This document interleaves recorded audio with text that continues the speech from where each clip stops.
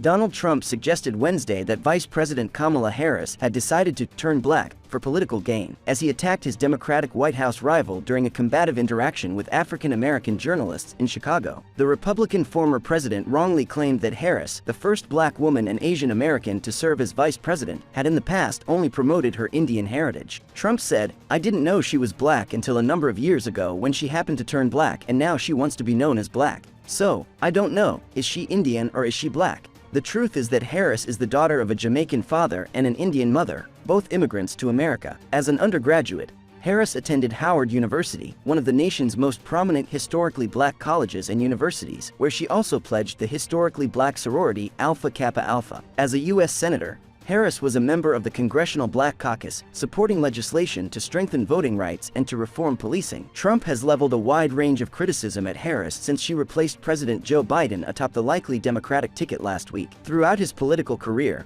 the former president has repeatedly questioned the backgrounds of opponents who are racial minorities. Harris later denounced the attacks as the same old show of the divisiveness and the disrespect from Trump. Trump continued the verbal assault on his rival by saying everything about Kamala Harris' rollout, "It's phony," adding Harris tried to outbrand a new Southern accent when she addressed a large rally Tuesday in Atlanta, Georgia. "The contrast could not be more stark," he said. "On the one hand, you have a radical left puppet candidate who is fake, and on the other hand, you have a president who will fight for America." Trump has repeatedly attacked his opponents and critics on the basis of race. He rose to prominence in Republican politics by propagating false theories that President Barack Obama, the nation's first black president, was not born in the United States. Birtherism, as it became known, was just the start of Trump's history of questioning the credentials and qualifications of black politicians. He has denied allegations of racism, and after Biden picked Harris as his running mate 4 years ago, a Trump campaign spokesperson then pointed to a previous Trump political donation to Harris as proof that he wasn't racist.